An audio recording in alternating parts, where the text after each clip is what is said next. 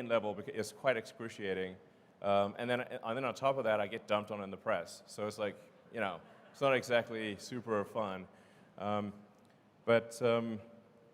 was a short-term distraction because I had to do like some major open heart surgery on Twitter to ensure the company's survival.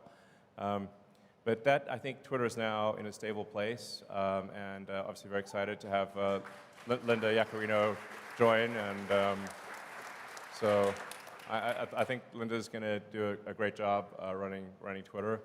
And I'll provide, obviously, guidance on technology development. But as you can see, I think Twitter at this point has released more new features in the last 6 months than it has in the last 6 years.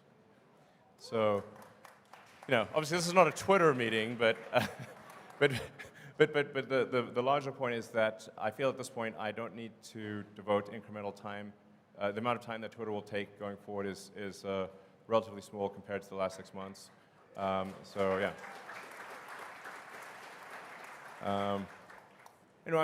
Apart from there's some macroeconomic things that we can't do anything about.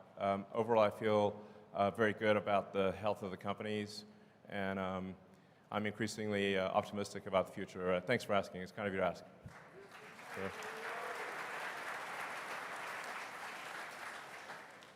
Have you guys considered stretching out the financing terms on your auto business?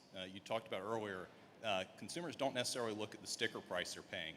All they're concerned about is monthly payment. Right. And one of the fundamental advantages of an EV is that it's substantially more durable.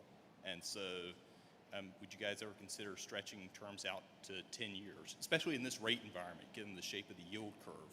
Extending the terms out that farther, you'd actually be capturing a lower cost of funds. Yeah, the important thing to appreciate is that that the vast majority of the financing is from banks. So it's kind of whatever the banks are prepared to do. This year, I guess we'll do on the order of $100 billion of sales. And we don't have $100 billion in cash to finance that. So the vast majority of it has got to come from banks. So it's really the bank's choice of what they're willing to do. And it has been tricky with banks recently because, as I mentioned earlier, if you're a bank and you're not sure whether you're going to be alive or not, it's a pretty big distraction, and increasing your auto loan portfolio is very much a secondary priority. So it's just important